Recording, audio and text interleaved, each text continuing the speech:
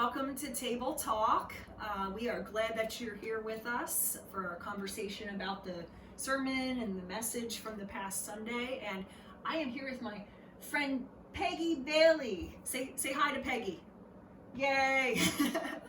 Peggy Bailey has been coming to our church. Interesting story. Your son-in-law, Ray, was the interim pastor here at Table Life Church before I came, in between the previous pastor and myself, and that's how you started to come here. And so Peggy, why don't you just share a little bit about your background, because there's a lot more than that. Okay. First, excuse me. First of all, I'm from Western Pennsylvania. Mm-hmm. I'm transported here to Harrisburg. Transported. I was a pastor's wife. My husband is deceased, so I've moved around different places, but mostly in Pennsylvania. But I came to Harrisburg because my daughter and son-in-law moved here, and it was too far for me to travel to see them even by myself. So I said, when you get settled and everything, find me an apartment. And my daughter sent me a thing on television where she was looking for apartments and stuff out here. And the first one she showed me was Presbyterian Apartments. Then she sent me other ones. I liked what they did. It seemed like they had activities and stuff, something that I would need, that I wanted to be with people. And she had some other places, but I never looked anywhere else. I thought that's where God wanted me. Yeah. Yes. Oh, that's awesome. So you're right here in Harrisburg, then. Right in Just Harrisburg. a couple miles down the road, and we scoop you up and bring you to church on occasion when you're able to. Right. When you're able to join us. When my daughter and son-in-law aren't able to, when they are, I go with them to church in York. But But you like us too, right? I do. Yes, I am. We pleased. love you. I love it. One thing I like, a smaller, Still Meadow is a large church. And I do like the smaller sized churches. They don't have to be real small, but and I'm far enough away from there that I'm not in any other activities. Yeah, that's hard. Yeah. So, Good. one thing that I do for Still Meadow, I have a list of shut-ins. Oh, yeah. That about 12 they usually give me, and I contact them every month. I write letters to them and everything. That's And great. the Lord blesses. I enjoy doing it, and the Lord blesses me. But that's at my age and how far away I am from the church, that's something that I can do on my own time. And it makes a huge difference, I'm Yes. sure, for some people that never hear from anybody.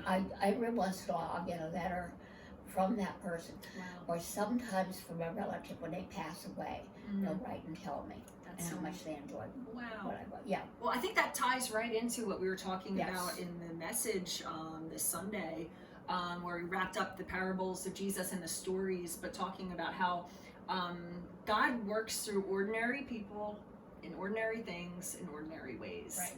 And sometimes, a lot of the time, it's in these very small places, and not necessarily like a religious setting, like in a, he'll demonstrate his power maybe in a worship service or speak to you through reading scripture, but sometimes it's just in the ordinary pieces of everyday life. So what stood out to you as we had some people share some of their stories and tell you where they've experienced the kingdom of God? There was a man who was a teacher in high school, and he says, they say you can't be religious or in a school, you have to be very careful, but he showed how even as a Christian that he can still have an influence and try to reach out to people that need help. And he used where he is, that's what he can. And I like that. Also the lady who was Dawn. Dawn, when she told about trying to reach the neighbors in the new neighborhood that she lives in, how she was reaching out to them, and that she does hope to have a Bible study with them someday. Yeah, so but building those relationships. Yes, and building relationships. Yeah, and how have you were just telling me before about some of a bit of your backstory and doing some similar things. Yes. So tell us a little bit about that. Yeah, every time that we would move to a new town where my husband was pastoring, I would make it my business to reach out to neighbors around me. Now, like one that lived across me one place, the mother never came, but she sent her little boy to her Sunday school, and that was just right across the street. Okay. So I have always, you never know. You may not get to come to church, but at least you maybe can say something to them or help them. It's just reaching out to people and showing Jesus. That's it. Right. Yeah. And there's kind of ordinary places and ways. So was there ever a time that you felt the Lord, you felt God tapping you on the shoulder to reach out to someone or to do something? Yes. I was working for a used car dealership back in Western Pennsylvania. Okay. I could walk 3 blocks to work. I was retired. I worked part-time. Working part-time. Working Right. part-time. And there was a lady that I know she needed help. But anyhow, I would pass her. She would be walking to the post office when I would be walking to work. And of course, I started speaking to her to say hi or how do you today when we walk. Well, I was in the office one day, and she came in with a bag, and it had some, I think they were an Easter card, I think, with artificial daffodils, I believe, and wrote something on it, thanked me for speaking to her or something. And it really touched me. But so then I think it was another day that I saw her, and I thought, I'm going to invite her. I had a Bible study in my home at that time, and I'm going to invite her to my Bible study. Well, I'm going to catch up with her. And I followed her up the street and everything, and she went into a little grocery store, and I thought, should I go in there after her or not? I did. I did. But she did come to Bible study. She had some really bad problems, mental and otherwise. She needed a lot of help. But she finally passed away. It's sad. But it was somebody who really needed friends. Right. She was really bad. Yeah, and I think that's a lot of people. Like, we don't realize how many folks, just something small like that, an invitation or just reaching out, listening, that can matter so much. Yes. And really be open to listening to somebody and Right. be open to them. Yeah. So tell me a little bit about your current residence. So you're saying at Presbyterian Apartments, and a little birdie told me, well, actually you shared this with me a while ago, about how when you moved there, first, like you said, you felt like God had positioned you there, but then you had a vision to start something there. Oh. Right. So how did that happen? Well, I do know. Yes, I do. Yes, I do. The lady that was there, that was partly in charge of the activities for the, and so after I was there a little while, she wanted me to come down and see her. She was telling me a little bit more about the activities and things, but then she wanted to know if there was some activity that I would like to do there. I knew right away what I wanted to do. But I told her, well, I will think about it, what I can do. So a couple weeks, I did think about it, and a couple weeks later, I went out and talked to her that I would like to start a Bible study. And she was all for it. Oh, wow. That's what, I think she did. That's what she wanted me to do, I believe. And your complex is all different people and ages and things like that? Well, in order to move in there, you have to be 55 or older. Okay, yeah. Now, I don't know about now. They used to take somebody really handicapped to need a place, might be younger. I don't know whether they still do that or not. Okay. But anyhow, it's mostly older people. Okay. But you don't have to be a Christian, though, to be there at all. No. So I got the permission to start a Bible study. And I think we had it every other week. We covered quite a few things. How did you get people to come? Oh, well, one thing that we do, they have upstairs called a penthouse. We get our free lunch up there. We go up there and eat free lunch. Nice. So I went with idea of meeting people. I have to meet people before you can invite them anywhere. For sure. So I started going to the lunch. I do want to tell you too, which something happened at lunchtime. At my table where I sat, I didn't know anybody. So I sat there, and this same lady was sitting at that table the days that I was there. And I went home and told my daughter that, there's a lady there that I think I would really like to be friends with. Mm. So the next day, I took up a pencil and paper so I could get her name and phone number and all. Well, as I was walking across to her, she was coming across to me with a pencil and paper. Wow. And we've been friends ever since. Oh, that's so nice. So, but that was my first. But I did meet some up there. I met other people by going to activities. Mm. I'm trying to think what activities we were doing at that time. But Nice. well, then COVID hit, Right. and we had to quit. We couldn't do anything at all. And finally, we got to do where we could meet, sitting 6 foot apart, and with wearing our mask, which was almost impossible to do. Yeah. It was rough. It was really rough. But we did it, and then it just got, more and more that we were allowed Mhm. to have them. And we got back, and I'm teaching them every week now. Before it was just Yeah. because we didn't get back as many activities. That's great. And some of there's 2 or 3 of them that have been with me from the beginning. Yeah. Kind of like your team. Yeah. And it's made us closer together. There are other activities. We have a Bible study on Monday that somebody else comes in. Really nice couple.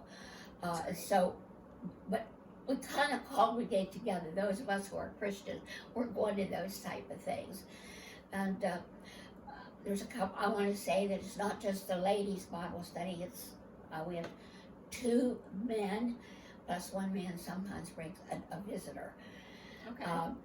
The thing is that really interferes is we're all older, and so there's a lot of doctor's appointments or just sick. One dear lady's 93 years old, and she really is has trouble. She's been in the hospital. Oh, no. And another, my friend is 92, Mhm. and God bless her. she comes regular. Wow, that's awesome. So. Yeah, and I'm It's sure just- different people from different faith backgrounds. Oh yes, too, definitely. Yes. And maybe have some maybe probably studied the Bible a long time, and maybe some hadn't for a while too. Right. Yeah.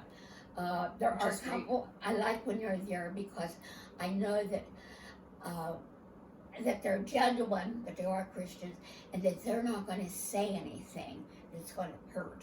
Okay. If You somebody know. doesn't know the answer to something. Or, Yeah. Yeah. There's 2 or 3 of those, and some. Yeah. It's really a exciting. nice group, and there are so there's different some. There's a Methodist, there's a Living Waters Church. Some of them have gone there. Mhm. It's just for a variety Mhm. of people. That's a great. I want to throw something else, and this has Yeah. another. Belonged to Talks, Takeoff Pound Sensitive for Okay. years, back in Western Pennsylvania, and I said it was easier to get people to come to Talks than it was to get them to come to church, Hmm. to lose weight, to come to church or anything like that. But that Talks group became another opportunity for me Wow. to invite people, and I had people from that Talks group that came to my Bible study too. Yeah. That was announced. I never had, when I had it at my home, I didn't have maybe a couple people from my own church because I wanted it to be Mhm. open for Right, kind of like everybody. what we're doing with the supper table. Right, Like right. you don't want too many church people Mhm. because that can we talk to one Yeah, another yeah. and that kind of thing. But that's awesome. It's- yeah. And I believe that I do believe that God has called me to teach. Yeah. I really believe that. Sounds like I've it. taught Sunday school all my life. Mm-hmm. When I started at the Presbyterian Apartments, the guy that was the manager there, I was real impressed because after I taught 1 or 2 sessions, he'd come out and ask me how things were going. That's great. I said that he was interested, And then he wanted to know if I had gone to school to study or anything like that. I said, no. I says, I have just learned by teaching. Really. Right. You're a learner as well as a teacher. I think the best teachers are learners. I'm still learning. Yeah. We never learn at all. I know. We keep growing though. Yes, I found something new this morning I didn't know was in there, so in my Bible. Oh, yes. good. Very But good. I do, Yeah. and I want to say there's a lot of needy people, a lot that are not just old, but really physically needy. And we have canes and wheelchairs, motorized wheelchairs, walkers galore. So I can, so it's a needy, and some are alone. I have one friend that was on the streets before she came there. Wow. So a really wide variety of people. Which is all people who Jesus loves. Right. And I think what a great example. You're really like, we had 3 people share during the message, but you're really this kind of 4th story, I believe, of just that idea of looking for opportunities, small things that God might be asking you to do where you are. And this isn't part of a church. This is like at your home in apartments. And what an amazing thing to do. Make a difference. Just as I brought that bag to you, and I also brought one for Michelle this morning. Okay, for picking me up. Okay, so I do love to bake. I do, and so I like to share it with others. I bet they like that too. Yes. Yeah. So that's they. Well, no, I don't have enough left. I made some pros too for Labor Day. Oh, wonderful. Yeah, and once again, ministry, like such small things that can make a big difference in people and connect. So, but awesome. Thank you so much, Peggy. Thanks for sharing today. I know. We're going to have you back on this. I could write a book. I know. That's why we were thinking, like, I need to ask Peggy to do table talk with me. But I think that just shows, like, those that are watching, like, what is it? Yeah, and maybe to start a Bible study at your apartment complex or your neighborhood or that kind of thing. But I think the first step is just loving on people. Right. It's just loving people at work or that's your next door neighbor or somebody that you see is alone, asking them to be with you. You don't know what a difference that could make. Yeah, you just can't force religion to begin with. Right. I won't say never, but better be led to do that. But no, I want to. I'm their friend. Yep, friend first. So, I like that. And people there need a lot of friends. They really do. That's awesome. Great. Well, thanks, Peggy. Thanks for joining us, and thanks for the treats too. I'm sorry I can't share them with those that are watching here, but this was great. I love just hearing so many ways that God's at work in our lives and in our community. I said, I have been a Christian for 66 years. Wow. And I said, I've had a lot of experiences in that time. And I said, I've gone too far to turn back, that's for sure. I said, next place I'm going is I'm moving up. God bless you. That's awesome. Yeah. Well, thanks everybody. Thanks for joining us. And like I mentioned in the service, we're going to start a new series next week on the book of Jonah, just 4 short chapters in the Bible. So feel free to read that ahead of time. And we're going to kind of walk through a chapter each week and talk about that. So, but then Table Talk on Mondays, that's when we post it, and you can watch anytime, share with somebody. So, so Peggy and I wish you well, and we hope you have a great week. See you later.